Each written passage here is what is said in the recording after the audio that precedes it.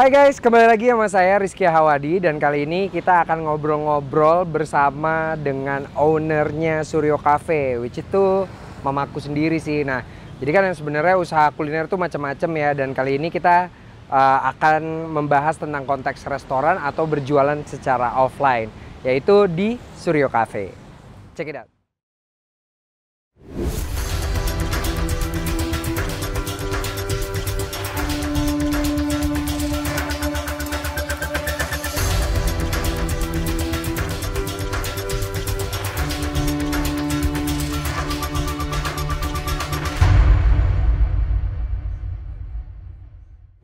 Nah, sekarang kita udah bersama dengan salah satu tokoh nasional. Iya, lebay. Tapi ini emang owner dari Suryo Cafe ini adalah artis kebetulan, dan kebetulan juga mama saya. Namanya Keke Suryo. Kita langsung aja. Hai, Mam. Apa kabar? Baik, alhamdulillah, Ma. Alhamdulillah. Aneh gak sih, Mah, di wawancara sama aku, Mah? Jujur aja baru sekali diwawancara sama anak sendiri. Anak sendiri, ya. Tapi ya nyaman kok. Mah, ini kenapa sih kita ngincar ke Suryo Cafe? Karena sebenarnya banyak orang yang mau mulai usaha kuliner di sini. Orang tuh pengen tahu apa sih tips and triknya, dan di sini kan Suryo Cafe udah lama ya. Udah 19 tahun. Lama juga sih, udah 19 tahun. Boleh diceritain nggak sih, Mah, kayak awal terbentuknya Suryo Cafe tuh kenapa gitu? Abis itu gimana sih prosesnya? Terbentuknya dulu nih yang Iya. Mama ceritain. Mama aja ya manggil dia. Nggak apa-apa, Mah. Gak usah buka, Kak. Suryo Cafe itu kan udah 19 tahun. Lama ya buat suatu restoran itu. Jadi awalnya itu ya dulu karena Mama sering pergi ke berbagai negara gitu kan. Waktu itu zaman masih jadi model. Mantan model ini deh. Setiap pergi ke setiap negara itu masuk ke restoran kan, gitu kan. Dan karena Mama juga suka makan, jadi suka nyoba-nyoba makanan tuh. Kesini gitu, misalnya kayak ke Eropa gitu kan. Di Eropa itu kan terkenal steaknya kan. Steak ya. Karena yang makan steak itu kan biasanya kan bukan kebanyakan orang Indonesia gitu kan, tapi orang di sana gitu, terus ke Amerika gitu. Coba waktu itu kan porsinya gede-gede gitu. Jujur aja, Mama itu suka bisnisnya, tapi pengetahuan mengenai makanannya juga nggak pintar gitu. Nah, dari situ pulang ke negara sendiri karena punya tabungan yang cukup gitu kan. Kok kayaknya manusia itu kan harus berkembang kan, gitu kan. Nggak harus menginvestasikan uangnya itu dalam satu pot gitu. Jadi dari situ idenya muncul, coba kita buka steak. Sebenarnya sederhana aja sih dari situ gitu. Nah, kebenaran juga punya punya temen waktu itu yang di usaha kuliner itu, jadi Mama juga banyak belajar dari situ. Akhirnya dengan memberanikan diri gitu, waktu itu juga ngeyang nih, kamu berani sih buka restoran katanya gitu kan. Tapi kalau kita udah punya modal gitu kan, terus kita juga membikin planningnya dengan baik gitu, ada targetnya gitu. Nah terus juga kita punya marketingnya juga, kita udah merencanakan, akhirnya terjadilah restoran itu. Tapi kalau boleh tahu nih, Mah, awalnya tuh pas di saat mau bikin usaha restoran, apa sih yang harus di-prepare, apa yang harus dipersiapkan? Karena pasti banyak nih penonton di luar sana yang pengen tahu, Mah, kayak gimana sih cara bikin restoran, atau apa yang harus kita rencanakan dulu sih gitu. Iya, pasti kalau direncanakan kita harus punya planning kan gitu. Kita mau bikin restoran apa? Oke. Gitu kan, restoran apa? Terus restoran ini targetnya selama 5 tahun ini maunya seperti apa gitu. Di dalam situ juga ada customernya mau seperti apa. Target market ya. Target market kan mau buat keluarga, atau misalnya buat orang bisnis, atau menengah ke atas, atau menengah ke bawah gitu. Tapi yang awal itu memang kita harus punya modal. Yeah. Nah, modal itu berapa ditentukan oleh target marketnya mau kemana gitu. Kalau kita buka yang small aja kan mungkin modalnya nggak besar, tapi kalau buka restoran seperti ini ya cukup besar lah gitu modalnya gitu. Nah, modal, terus manajemennya seperti apa. Nah dulu pertama kali buka tuh mau punya manajer yang memang lulusan dari Australia. memang sekolah di sana, jadi kekurangannya mama itu ditutupin oleh dia gitu, pengetahuan mengenai makanannya gitu. Kalau manajemennya mama sendiri gitu. Nah dari situ baru kita hire marketing. Gitu, karena zaman waktu mama buka itu restoran nggak sebanyak sekarang nih. Sekarang itu kan, sekarang di mana-mana ada restoran. Di mana-mana. Jadi di 5 tahun awal itu, wah kita jaya-jayanya deh. Gitu. Dan 5 tahun kemudian itu memang harus belajar bagaimana memaintain. Tapi restoran yang sudah 5 tahun itu biasanya dia akan stabil. Stabil ya. Dan boleh di franchise. Nah, waktu udah stabil itu, mama kan juga banyak pekerjaan yang lain ya. Gitu kan. Jadi memang tidak terlalu fokus gitu, makanya mama sekarang cari partner. Alhamdulillah ada partner dan sekarang juga punya GM dan ya sekarang lah waktunya gitu untuk membangun lagi. Tapi pas pertama kali bikin tim, pas awal bikin Suryo, itu mama sendiri plek apa jadi ada karyawan apa gabung sama teman-teman lain? Sendiri banget. Sendiri banget ya? Sendiri. Sendiri, nggak ada partner. Zaman dulu kan belum musim ya. Bikin restoran itu partnernya banyak itu belum gitu, tapi memang keberanian itu penting ya. Keberanian melangkah gitu, karena kan kita nggak punya itu. Nah, keberanian melangkah itu dengan strategi yang benar. Jadi jangan asal buka gitu, punya duit asal buka tapi nggak tahu gitu ini mau dikemanain gitu. Jadi memang strategi itu penting. Lika-likunya apa sih mah pas bikin restoran itu? Lika-likunya satu kan, kalau restoran itu kan lokasi penting, ya menentukan lokasi itu penting. Jenis makanannya nih apa yang mau dijual, sama servis. Nah kalau lokasi salah kita nggak bisa benerin, tapi kalau makanannya nggak enak kita bisa benahin. Kalau servisnya jelek kita bisa tingkatkan gitu, tapi kalau lokasinya salah. Lokasi salah tuh kayak gimana ya, Ma? Ya, kalau restoran itu alangkah baiknya biasanya itu ada lokasinya itu di sudut jalan, misalnya gitu. Lebih baik kelihatan dari luar daripada di dalam gedung, misalnya gitu. Lokasinya itu. Dan terus kita lihat nih trafficnya di luar. Searah nggak jalannya gitu. Kalau dua arah itu biasanya lebih baik daripada jalan satu arah karena memungkinkan orang untuk mampir. Jadi kalau ditanya zaman dulu nih, zaman mama buka restoran tuh yang penting apa sih? Nomor satu lokasi, yang kedua lokasi, yang ketiga lokasi. Karena itu yang nggak bisa dibenerin kan nggak mungkin kan? Bener. Nah kalau misalkan tadi kan lokasi ya Maya, terus habis itu yang belum kita tahu pas pertama kali Suryo Cafe itu mau buka, itu R&D makanannya gimana tuh, Ma? Research and development makanannya atau penentuan makanannya itu seperti apa sih gitu? Ya dulu mama kalau mama keluar negeri biasanya bawa tuh, coba bikin ini deh gitu, coba bikin ini deh gitu.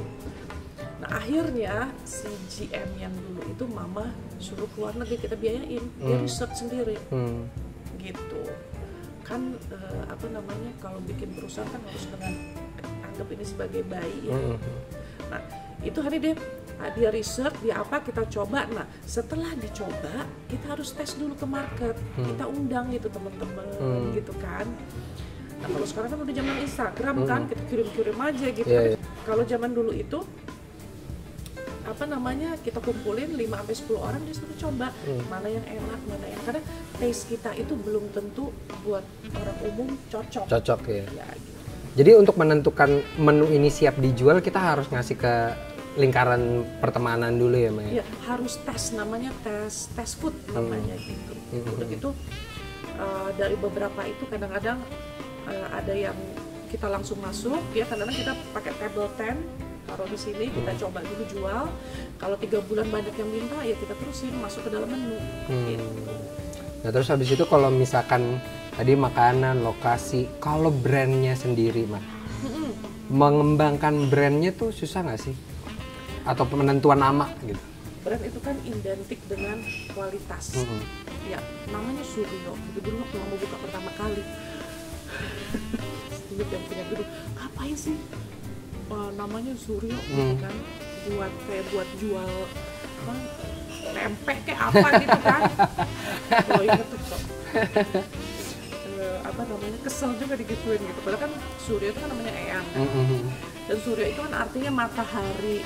Matahari kan di sini filosofinya selalu memberikan apa namanya, manfaat gitu. Karena goalsnya mama itu si Suryo ini apa namanya, lama-lama benar-benar bisa bukan hanya buat pemilik, sama sekali bisa memberikan manfaat gitu buat banyak orang. Nah, balik lagi tadi pertanyaan kamu itu kan apa namanya, brandnya sendiri kan. Nah, brand itu bisa bagus kalau kita branding, tapi branding itu bisa bertahan kalau kita mempertahankan kualitas. Gitu. Kadang-kadang kan masakan itu kan kalau chefnya beda dia turun naik. Gitu. Kadang beda tangan aja beda rasa ya, Ma. Beda tangan. Pernah pada saat ada momen, kamu kan tadi juga tanya tantangan, itu dia turun. Karena kualitas makanannya nggak dijaga. Gitu. Nah, suka dukanya tadi restoran itu juga satu, kadang-kadang bisa dibawain misalnya loose gitu di belakang gitu. Atau misalnya banyak yang basi makanan, quality controlnya juga susah gitu. Nah, zaman sekarang ketolong dengan sosial media gitu. Jadi branding di situ juga lebih gampang ya? Lebih gampang. Dulu malah lebih susah ya, Maya? Makanya Suryo itu karena mungkin karena mama tadinya nggak terlalu intuit gitu, sekarang intuit, tapi ketolong banget di sosial media. Kalau dulu malah canvassing aja ya, bagi-bagi flyer gitu ya? Jadi waktu pertama kali buka di sana, bagi flyer ke apa namanya, ke seluruh kantor, itu bruk datang. Pertama kali buka itu penuh gitu. Jadi pas Eyangnya, kok bisa sih kamu jualan gitu. Ini pertama kali tuh yang di Pasaraya ya? Oh, itu 2001 di Pasaraya itu, dan berjayanya itu di Pasaraya. Ya, pertama kali buka di Pasaraya itu, pertama kali hari buka penuh banget. Penuh full orang, si waktu itu yang punya Pasaraya juga heran, bisa sih katanya gitu kan. Tapi kan kalau Pasaraya tuh dulu banyak kantor-kantoran gitu, mah? Apa? Banyak, Mbak. Suryo itu setelah berjalan itu target marketnya memang 75% adalah orang bisnis. Ya, kita juga sempat pikir kok apa namanya, nggak tahu orang bisnis ya. Jadi apa namanya, seneng dong kita. Jadi memang ini restoran menengah ke atas sebenarnya. Meskipun menengah ke bawah sedikit dia bisa merasakan, tapi yang datang ke sini memang kebanyakan.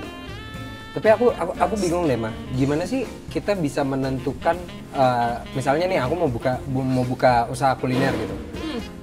Aku mau menentukan target marketnya untuk bisnis. Oh, aku mau target marketnya untuk ini. Itu gimana sih cara kita nentuin? Waktu kemarin mama bikin, memang target market itu lebih apa sih namanya, lebih siapa aja bisa makan. Tapi di sini juga sebenarnya siapa aja bisa makan. Iya. Tapi sekarang sebenarnya itu balik lagi tergantung modal. Modal kamu berapa sih? Misalnya kamu punya duit 100 juta. Nah, 100 juta itu kan kalau kita mau buka kayak misalnya ekspres atau apa itu bisa gitu. Misalnya kita mau sewa misalnya di food court dengan 100-200 juta aja bisa gitu. Nah, itu target marketnya berarti menengah ke bawah bisa merasakan gitu. Nah, sekarang kalau kamu misalnya mau nge-reach target apa itu, ya berarti modalnya juga harus lebih besar. Jadi kadang-kadang waktu itu kemarin punya modal berapa ya, terus jenis makannya seperti apa gitu. Kalau steak itu kan orang harus ngeluarin duit paling nggak 50.000 ke atas dia baru bisa makan steak yang betul. Gitu. Jadi kenapa waktu pertama kali itu, oh berarti target market saya sesuai gitu yang ditargetkan untuk orang bisnis itu. Tadinya sih lebih general sih sebenarnya, tapi lama-lama sebulan, 2 bulan, 3 bulan itu kebentuk sendiri gitu. Banyak bule, banyak orang Jepang, gitu kan, banyak orang Thailand gitu. Di sini sebenarnya sekitar 40-50% bule yang Jadi buat teman-teman yang belum tahu, di Suryo Cafe nih makanan itu ada macam-macam. Jadi ada makanan internasional, ada makanan European, ada makanan Asian, ada makanan Indonesia, ada. Nah tapi mah sebelumnya pas awal banget itu emang udah kayak gitu apa enggak? Gini, sebenarnya mama cerita sedikit ya, boleh, sedikit. Jadi dulu tuh mama pernah bikin restoran sebelumnya. restoran seafood. Namanya Dua Musim. Itu ada yang pernah denger nggak ya? Dua Musim ya. Dua Musim. Itu restorannya itu lebih, kalau itu sih memang buat orang ke atas ya, karena harga makanannya mahal. Waktu itu dulu mama paparan gitu. Nah, yang namanya juga bisnis lah ya, ada suka dukanya gitu. Akhirnya memutuskan kita untuk pisah gitu. Makanya mama sebenarnya alasannya buka steak tuh gara-gara itu juga. I see. Gitu. Nah, akhirnya tapi pas awal-awal tuh menunya langsung steak aja, langsung European. Waktu itu steak, makanya mama cari GM yang ngerti mengenai steak. Karena kan mama pengetahuannya nggak ada, tapi dia ngerti. Jadi modal dari mama, ya kan, marketing juga dari mama gitu. Itu dia tahu gitu mengenai steaknya. Jadi kan kalau makanan itu kan kita harus ngitung costnya berapa. Gitu. Nah sekarang kalau misalnya kamu bilang target marketnya kemana, oke, saya mau jual makanan misalnya 100.000, cost makanannya berapa sih? Itu tuh HPP itu biasanya 35% maksimal. Karena kalau nggak kamu 30% maksimal. 35%. 35%. Biasanya ada HPP. Subsidi silang. Ya harga pokok penjualan. Jadi kalau yang mau buka restoran itu harus dihitung HPP-nya berapa. Tuh ingat teman-teman, 35%. Kalau HPP-nya terlalu besar ya nggak untung. Kamu misalnya jual 100.000, HPP-nya aja udah 50%. Belum bayar misalnya tenaga manpower-nya, SDM-nya, belum bayar biaya promosinya, belum bayar tetek bengeknya, apa segala macam. Nah terus tadi kan dari Pasaraya, itu sempat di Warung Buncit ya Maya. Itu bukanya dari Pasaraya tiba pindah atau langsung buka beriringan? Nah waktu itu buka langsung gitu. Jadi kadang-kadang ya ini juga pelajaran gitu ya buat siapapun yang mau buka restoran. Kalau kita mau buka restoran itu kita juga kalau kita punya building sendiri ya alhamdulillah. Tapi kalau kita menyewa di dalam suatu gedung, kita harus melihat juga siapa yang punya gedung, gitu kan, mereka punya rencana apa sama gedung itu, gitu. Jadi sebenarnya restoran di dua tempat ini berjalan dengan baik nih Ki. Tapi si gedung ini punya rencana lain terhadap gedung itu. Jadi kita yang harus di Warung Buncit nih? Sama. Dua-duanya. Jadi tiba-tiba dia berubah konsep gitu. Yang satu itu mau dikembangkan menjadi kantor, gitu kan. Kalau yang di Buncit ini dia dikembangkan menjadi universitas. Jadi tempat kampus ya? Ya, jadi kita harus pindah. Makanya kita sekarang pindah ke Warung Jati ya. Jadi yang tadinya kita mau ngembangin, tiba-tiba ya harus terpospon dulu gitu. Apalagi ya banyak lah gitu kendala-kendalanya. Akhirnya kita ya udah deh kita stabil dulu di sini gitu kan. Mungkin ya tahun depan, harusnya sih tahun ini ya. Tapi kan kita juga sekarang kan lagi banyak situasi yang tidak memungkinkan gitu. Akhirnya ya mungkin kita baru tahun depan lagi lah buka.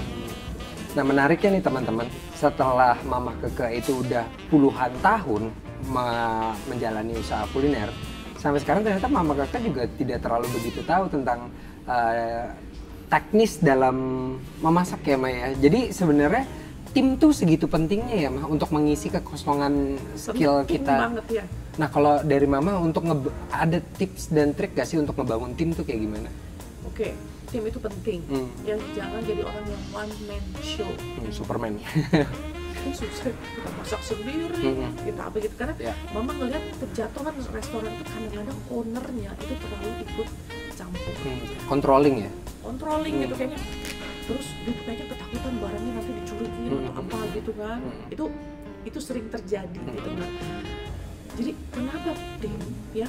Daripada kita bekerja satu orang, itu alangkah baiknya kalau kita bekerja dengan tim. Jadi ada tim itu ada cooknya, terus juga ada bagian manajemennya, gitu kan, bagian keuangannya, bagian marketingnya.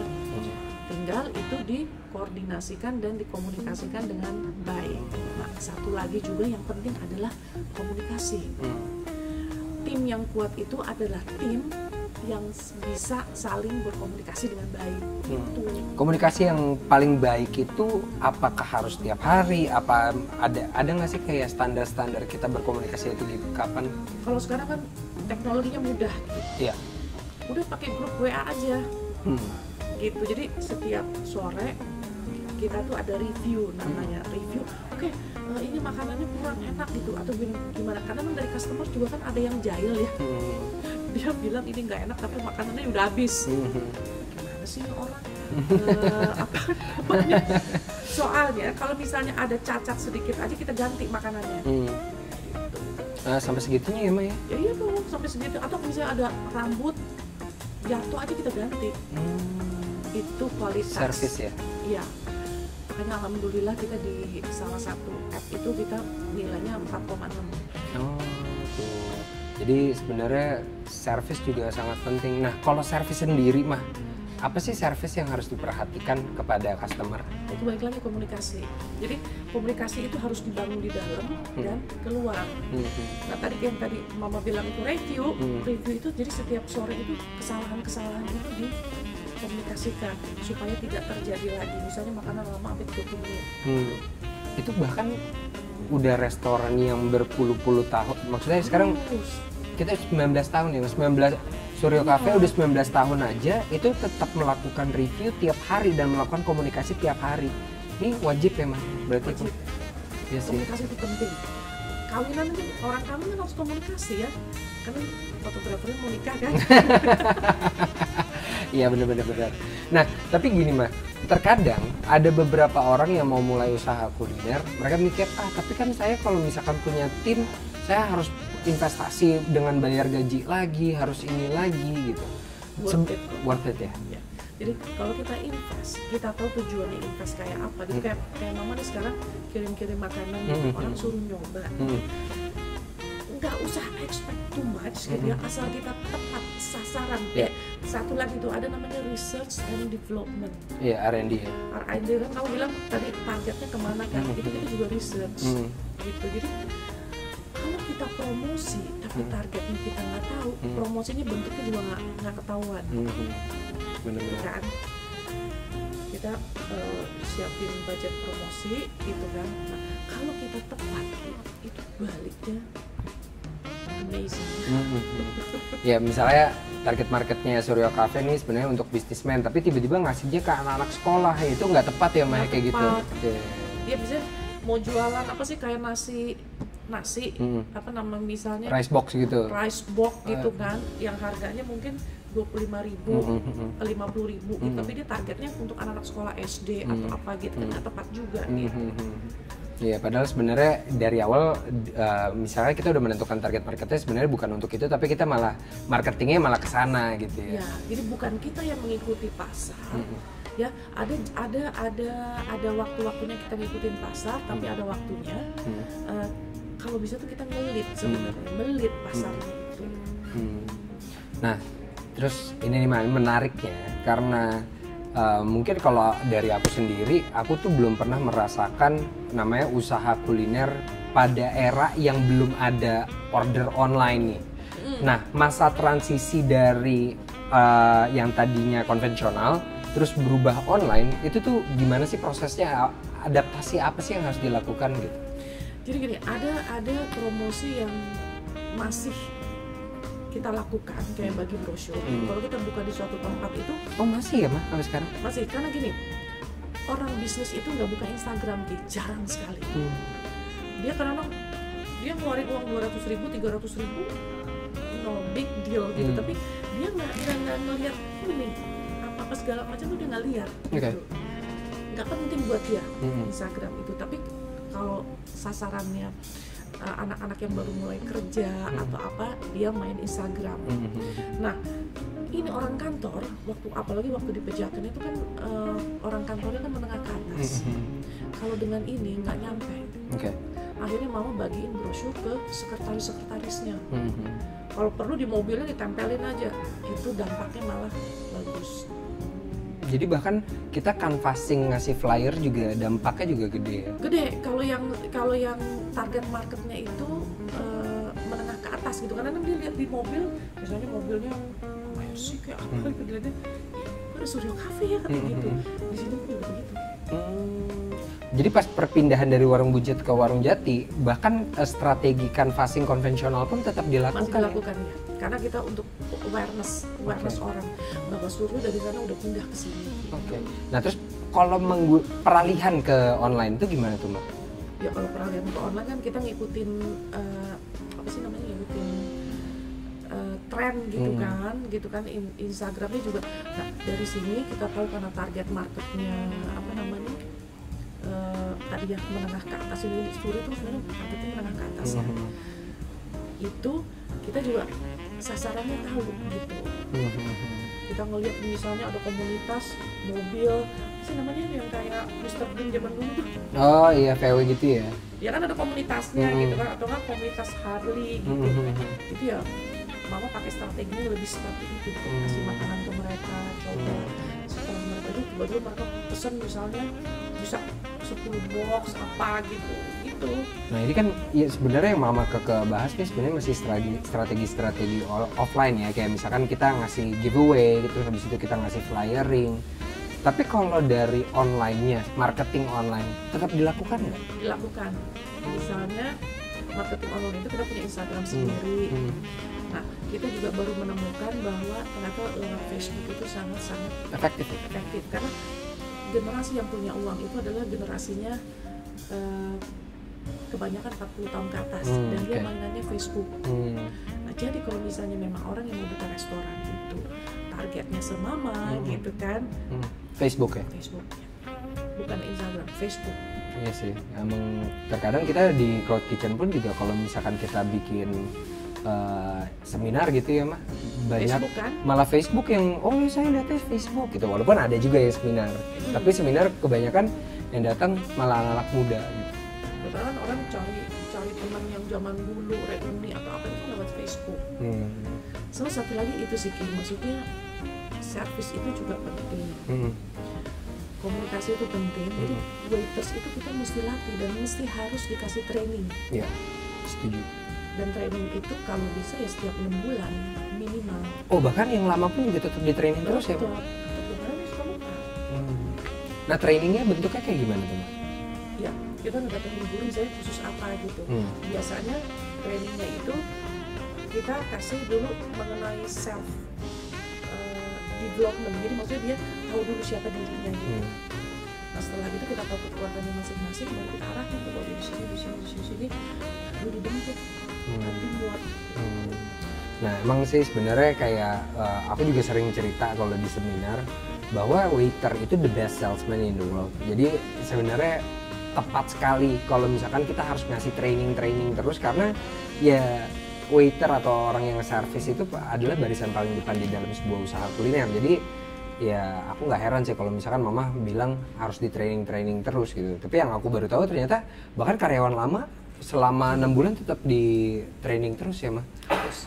Jadi zaman sekarang itu orang itu pertama kali first impression ada yang dilihat adalah physically kan, physically kan, jadi terlihat rapi gitu kan, bajunya bersih apa gitu kan. Setelah itu dia ngomong, nah, kalau ngomong aja nggak bisa gitu kan. Benar. Duh, pernah waktu itu ada waiters, Mbak saya mau pesen ayam apa namanya, bukan ayam, sop iga bakar gitu kan, tidak ada supnya, iganya dibakar gitu. Nah sebentar ya Bu ya, kayaknya belum dibeli deh iganya, katanya gitu. Waduh. Padahal tinggal bilang lagi habis gitu atau apa gitu ya. Ya jadi itu tuh ya penting, tapi kalau dia grogi itu juga bisa terjadi, kayak udah diajarin tapi dia grogi, apalagi kalau ngadepin bule. Ya, kalau berarti di sini pun juga harus ada bahasa Inggrisnya dikit ya Mas? Kan dilesin sama kita, di training sampai segitunya ya. Ya gitu loh, makanya sekarang restorannya mau seperti apa. Tapi kalau misalnya kita restorannya menengah ke bawah, bukannya bermaksud mengecilkan ya, tapi maksudnya kan yang penting kita bisa jualan. Gitu. Betul. Ya kita nggak usah pakai bahasa Inggris. Ya. Nah, Mah, dari 19 tahun berusaha kuliner, cobaan dalam bisnis kuliner apa yang paling berat? Cobaan. Cobaan itu gini, kita udah punya lokasi yang bagus, ya tiba-tiba pesaing berdatangan gitu. Waktu zamannya Mama buka itu restoran belum terlalu banyak. Kira-kira 5 tahun ke depan, 8 tahun deh ke depan itu tiba-tiba waktu itu ada Pejaten Mall buka, tiba-tiba mall di mana-mana, itu kita tiba-tiba drop gitu. Jadi karena pesaing itu, jadi kita mesti harus membuat sesuatu yang membuat bahwa orang itu akan balik lagi gitu. Di saat menjalankan usaha kuliner yang terberat tuh apa sih cobaannya? Ya tadi seperti yang tadi Mama bilang, kita sudah buka di satu lokasi, tiba-tiba ada restoran lain yang buka misalnya di sebelah kita, dan biasa waktu itu pernah ada yang niru hampir percis makanannya gitu. Terus tiba-tiba ada mall baru buka gitu, dengan berbagai macam makanan gitu, dan itu deket-deketan gitu. Jadi pada tahun berapa ya, kira-kira 2000 yang mulai ada Pondok Indah Mall, ada Plaza Senayan, ada apa, itu kan semua makanan happening sekali gitu. Itu kita ditantang untuk bagaimana mempertahankan kualitas makanan kita, terus mengembangkannya dalam arti sekarang ini kita setiap 3 bulan ya dikembangin gitu makanannya, makanan itu berkembang gitu. Dan kebetulan chef di sini juga jago banget ya, jago gitu kan untuk mengembangkan makanan itu.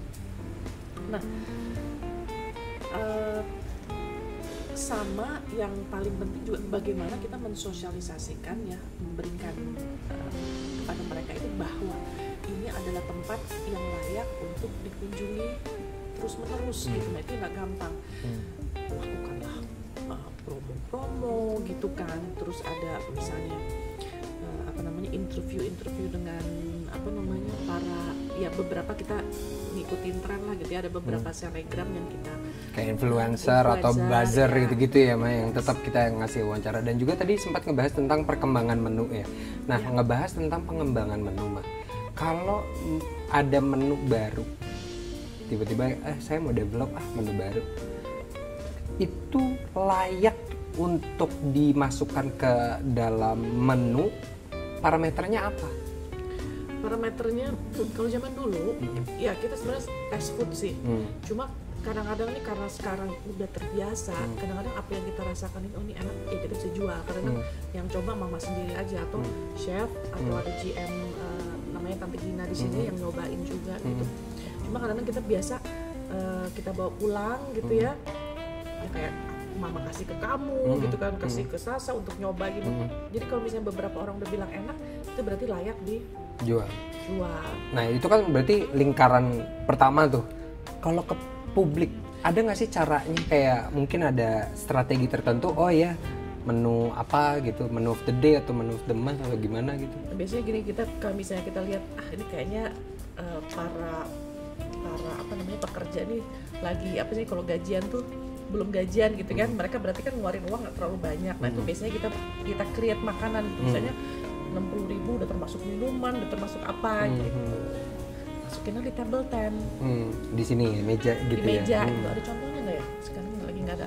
Table tent itu misalnya nasi rames udah termasuk iced tea gitu, itu biasanya lakunya cepet gitu. Nah itu kita biasanya main quantity di situ. Karena dan itu sekalian ngetes juga ya. Iya, jadi memang pengembangan menu itu penting ya. Namanya jual restoran. Kalau nggak ada sesuatu yang baru buat mereka ya ngapain datang lagi gitu, kecuali makanan itu kayak apa ya, kayak legend gitu. Kan di sini sop buntut bakarnya sama steaknya kan orang udah kenal banget ya. Kenal banget gitu kan. Jadi ya orang pasti akan balik lagi gitu. Nah, sebenarnya makanan Indonesianya juga orang udah mulai banyak yang itu kayak nasi goreng Jawa, nasi goreng Sunda apa gitu. Itu udah menu lama. Iya. Nah ini teman-teman yang belum pernah datang ke Suryo, dicoba makanannya, coba deh. Super enak banget. Karena dari setiap makanannya itu baik Asian, European dan bahkan makanan Nusantara itu benar-benar dilakukan penilaian yang cukup mendalam untuk menu itu layak untuk dijual, dan itu semuanya enak gitu. Kalau nggak enak atau kurang ya kita nggak jual atau kita perbaikin gitu sampai mendapatkan yang layak jual. karena chef di sini juga dia punya apa namanya punya standar sendiri. Jadi kalau dia nggak mau ya nggak mau gitu, nggak layak jual. Tapi balik lagi fleksibilitas itu ada. Oke, mungkin pertanyaan penutup nih Mah, karena kita juga udah cukup lama, setengah jam lebih. Masa sih? Iya, kita udah setengah jam lebih. Nah, mungkin gini Mah, banyak orang di luar sana belum tahu bagaimana memulai usaha kuliner. Boleh nggak sih Mama ngasih tips and trick buat teman-teman di rumah? Tips and tricknya itu dalam memulai usaha kuliner itu apa gitu? Nomor satu, kita harus sebenarnya kayak ayam dan telur gitu ya. Kita harus tahu kondisi keuangan kita tuh seperti apa. Punya modal nggak sih kita? Kalau kita nggak punya modal, apakah kita bisa cari partner? Gitu. Nah yang kedua itu kita harus menentukan jenis makanan apa yang kita mau jual, gitu. Strateginya apa. Kalau kita tidak punya pengetahuan, kita juga harus gandeng orang. Ya, jadi sebenarnya komponennya tuh restoran tuh ada 3, yang punya uang, pemodal. Terus yang kedua itu yang yang mengetahui ilmunya gitu kan, restoran itu, including manajemennya, dan yang ketiga yang bisa jual. Gitu. Kalau elemen ini 3, insya Allah bisa berkembang dengan baik gitu. Kalau ini yang ketiga gitu. Tapi kalau misalnya semuanya dilakukan sendiri, harus punya strategi planning yang baik. Itu is a must. Apa maksudnya? Kalau bahasa Indonesia itu adalah sesuatu yang harus gitu. Banget ya. Harus. Karena kalau kita nggak punya strategi, bingung nantinya dan punya antisipasi. Karena punya restoran itu harus punya, selain modal awal, harus punya working capital at least 3 bulan. Tapi sebenarnya di era sekarang usaha di rumah pun juga sebenarnya udah bisa ya Mas. Kalau ini kan konteksnya restoran gitu ya. Kalau misalkan di rumah mau jualan makanan-makanan juga sebenarnya sekarang udah ada banyak platformnya gitu yang ngebantu. Jadi sebenarnya bisa dimulai dari start dari situ buat orang yang mungkin nggak punya modal besar ya Mas. Nah kalau nggak punya modal besar bisa dimulai dari rumah. Even dari rumah pun juga harus ada perencanaan yang baik. Kadang-kadang kalau di rumah itu suka nyampur sama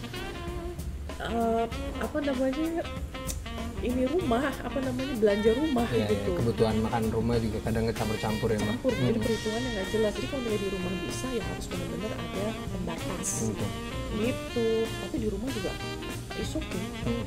Toh kita juga sekarang sebagai restoran juga jualan online juga lewat lewat GoFood gitu kan. Atau kita juga sekarang lewat misalnya kita bisa kerja sama Cloud Kitchen juga gitu kan. Atau misalnya langsung gitu. Nah pengembangan menu tadi satu lagi juga kita juga ada yang namanya tadi vacuum pack. Nah itu juga bentuk pengembangan dari frozen ya? Nggak frozen. Oh nggak frozen ya? Frozen itu. Dia di vakum aja? Di vakum aja, dia base-nya itu 3-4 hari mah bagus.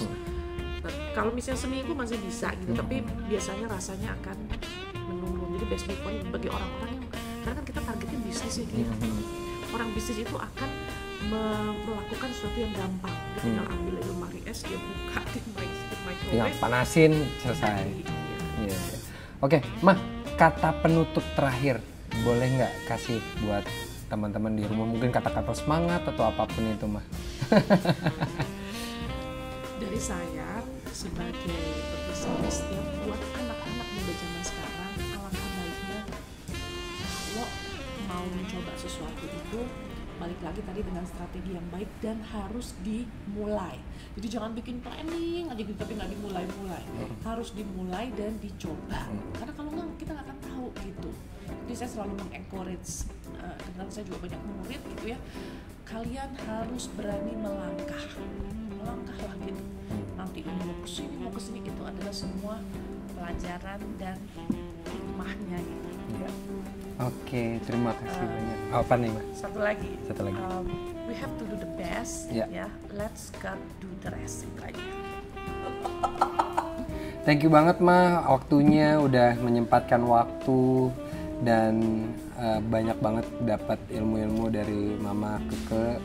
Dan semoga teman-teman di rumah juga banyak banget dapat ilmu-ilmu. Semoga bisa membantu dan bisa mengencourage teman-teman yang berada di rumah untuk memulai usaha kuliner.